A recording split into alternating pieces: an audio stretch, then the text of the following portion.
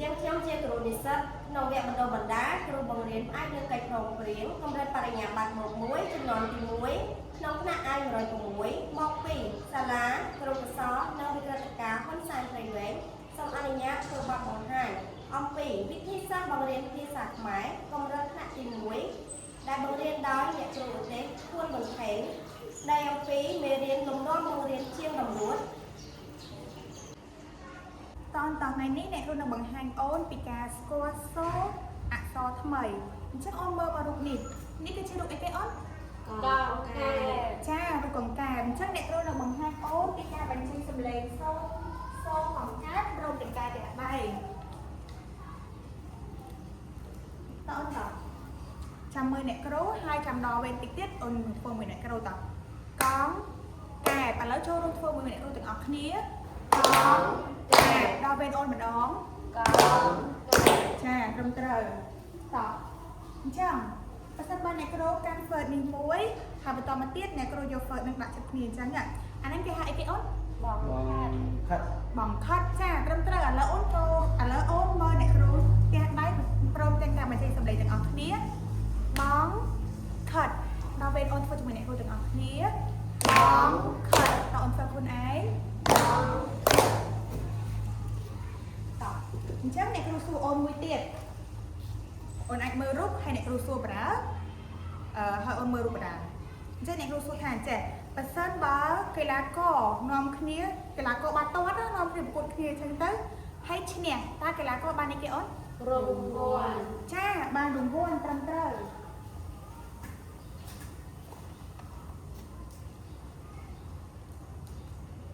ឥឡូវស្ដាប់អ្នកគ្រូបញ្ចេញសូរនៃពាក្យថ្មីហើយផ្ទះដៃរង្វាន់តើអូនចូលរួមធ្វើជាមួយអ្នកគ្រូរង្វាន់ធ្វើខ្លួនឯងចាត្រឹមត្រូវតអន្តឥឡូវមួយទៀតសម្រាប់ការវាស់ប្រវែងគឺគេយកម៉ែត្រមកវាស់ចុះបើអ្នកគ្រូចង់ដឹងពីຂ្នាតកម្ដៅតើគេប្រើអ្វីអូនតើគេប្រើអីអង្សាគេប្រើអង្សាឆ្លាតមែនអូនអាចមើលរូបបញ្ជាក់បានអ្នកគ្រូបង្ហាញរូបឃើញអត់នេះមានមនុស្សម្នាក់វាស់កម្ដៅមនុស្សម្នាក់ទៀតបន្ទាប់មកលោតចេញជា32អង្សាចាត្រឹមត្រូវ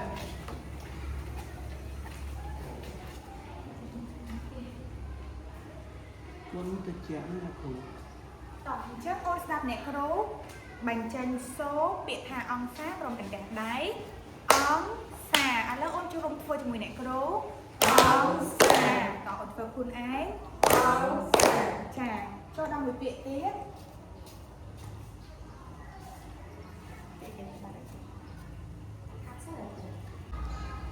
តោះអញ្ចឹងអ្នកគ្រូមានពាក្យមួយទេបើបង្ហាញអូនហើយអូនចាំមើលតដៃអ្នកគ្រូទាំងអស់គ្នា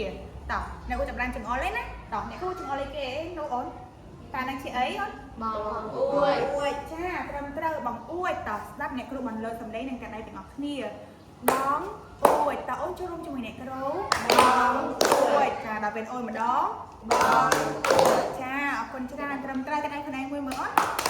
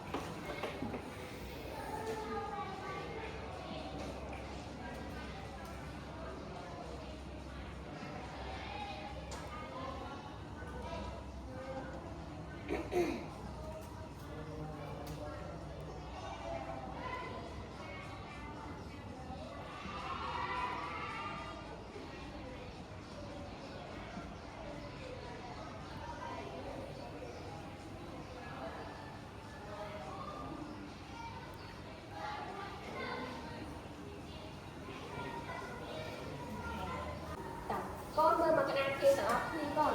មើលពាក្យនីមួយមានអក្សរណាខ្លះដែលត្រួតលើគ្នាកូនតើពាក្យកង្កែមានអក្សរណាខ្លះដែលត្រួតលើគ្នាកូនងជើងកអ្នកគ្រូងជើងកដល់ពាក្យទី2ពាក្យបង្ខិតមានអក្សរណាខ្លះដែលត្រួតលើគ្នាកូនងជើងខងជើង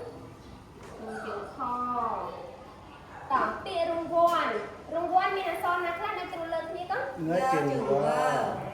ងើជើងវតពីអង្គសាមានអក្សរណាខ្លះដែលគ្រូលើកគ្នានេះក៏ ngớ chừng so ងើជើងស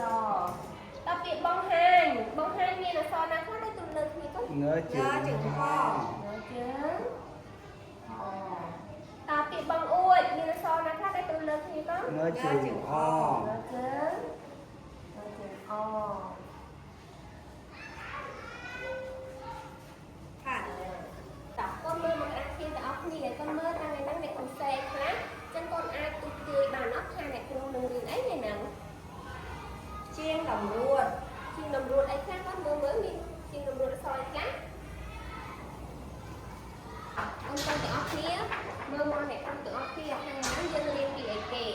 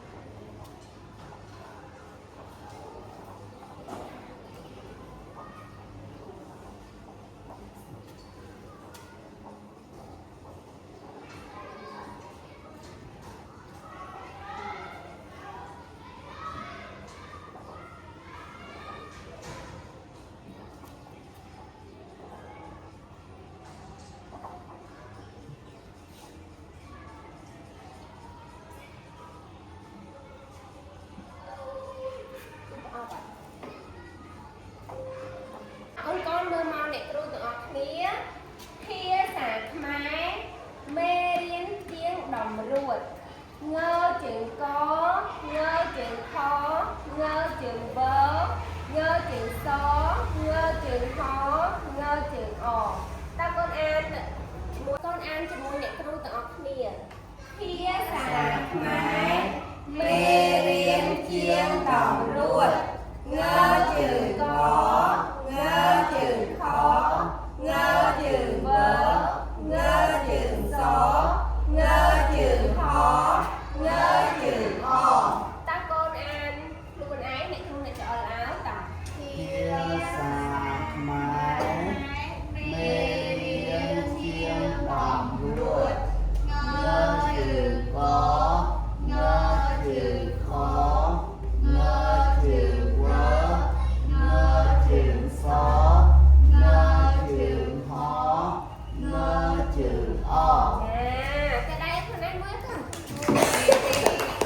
អានេះដើម្បីអាន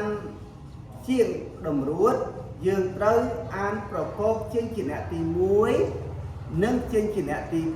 2ដោយមានសូរបន្លឺដូចបន្តដែរឯជើងនៅក្រោមជាងជាអ្នកទី2យើងត្រូវសុំប្រកបជាមួយនឹងចេញជាអ្នកហើយមានសម្លេងដូចជាចេញជាអ្នកដែរពាក្យកង្កែបកនឹងងកង់ជើងកឯកែបកែបកង់កែបបង្ខិតបនឹងងបងជើងខអេនឹងតខិតបង្ខិតពាក្យរង្វាន់រើនឹងងរងជើងវើដាក់វាវានឹងងវៀនបន្តលើមួយវ៉ាន់រងវ៉ាន់ពាក្យអង្សាអនឹងងអង្គជើងសអាសាអង្គសាពាក្យបង្ហាញបនឹងងបងជើងហអាហាញហាញបងហាញពាក្យបងអួយបនឹងងបងជើងអដាក់ស្អ៊ូជើងអអួយចអួយបងអួយជាមួយលោកគ្រូទាំងអស់គ្នាពាក្យកង្កែបកនឹងងកង់កឯ cái bó cái con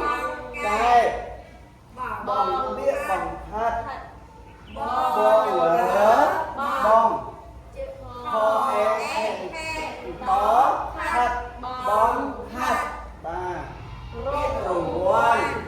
rơn lỡ rùng viên còn tạo là muối quan rung quan biết ẩm xa on ngỡ ong trừ so á xa ống xa biết bằng hai bo ngỡ bông ho a hai ngỡ hai bóng hai bông uôi bo ngỡ bông o uôi gió uôi bông uôi con ăn được luôn ai nó có nắp con ăn tầm ọt nghe mau Còn cái con lửa còn ai cái bó cái còn cái bông khát bó lửa bông họ ấy hay nó khát bông khát rùng quan rơ ngỡ rùng vợ yêu yên lỡ biên tập muối quan rùng quan ông xa on ngỡ ông phò á xa ông xa bông hàng bo ngỡ bông hò á hai nhớ hàng bông hàng bông uôi bo ngỡ bông uôn chó uôi bông uôiបាទអូនណាកូនៗទាំងអស់គ្នាមកតែដែរខ្លួនឯងមួយមើលកូនៗ តទៅនេះអ្នកគ្រូនឹងមកបង្រៀនអំពីវិទ្យាសាស្ត្រដែលពាក្យដែលអ្នកគ្រូមកបង្រៀននោះគឺសូមកូនតាមដានអ្នកគ្រូសរសេរលើក្តារទាំងអស់គ្នា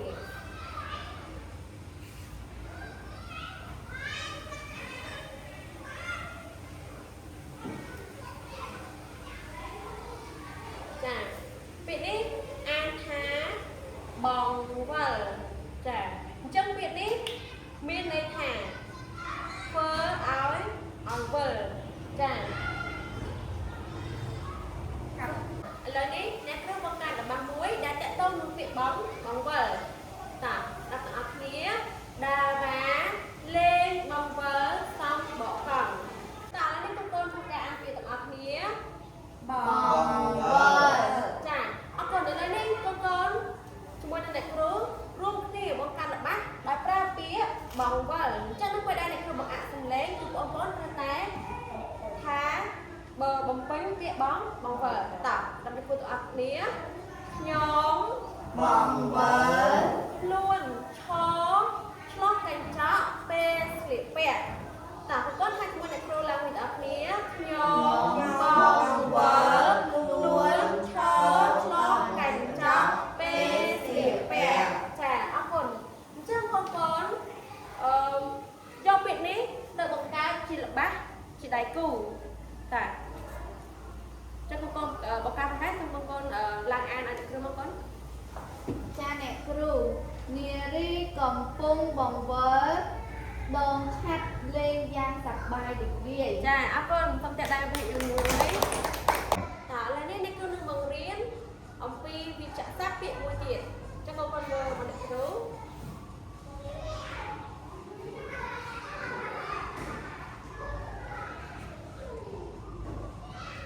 ចាពាក្យនេះអានថាចង្អើរ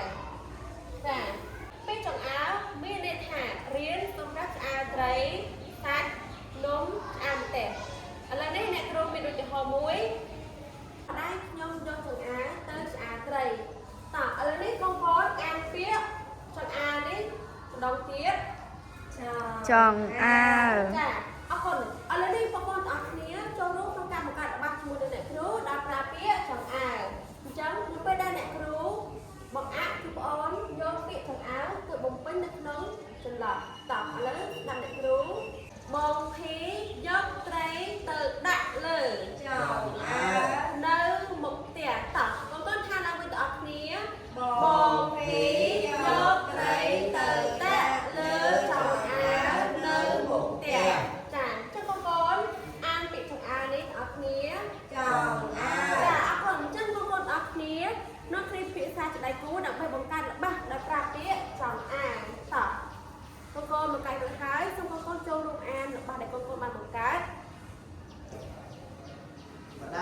តាទៅផ្សារទិញសម្អាតថ្មី ចាអរគុណចាដៃជួបភក្តិយើងមួយគាត់ ចាឥឡូវកូនទាំងអស់គ្នាងាកមកក្តារខៀនមើលអ្នកគ្រូសរសេរល្បះទាំងអស់គ្នាអញ្ចឹងយើងចូលរួមមើលអ្នកគ្រូសរសេរល្បះនៅលើក្តារខៀន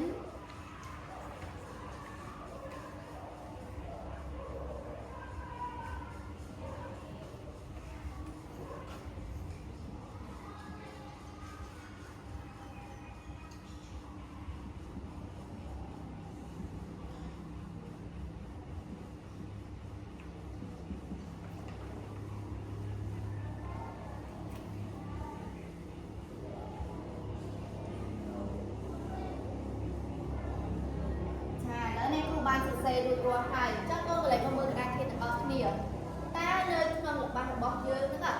មានពាក្យអ្វីខ្លះតើមានពាក្យអីគេខ្លះដែរកូន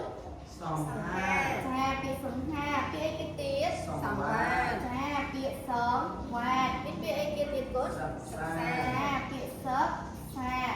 មានពាក្យអីទៀត មិន ចាពាក្យមិនមានពាក្យអីទៀតកូន ចាពាក្យបងអងល្អណាស់អញ្ចឹងបងប្អូនស្ដាប់អ្នកគ្រូអានល្បះឲ្យទាំងអស់គ្នាអូនដាក់ដៃលើតុចឹងខ្ញុំស្ដាប់អ្នកគ្រូសំហា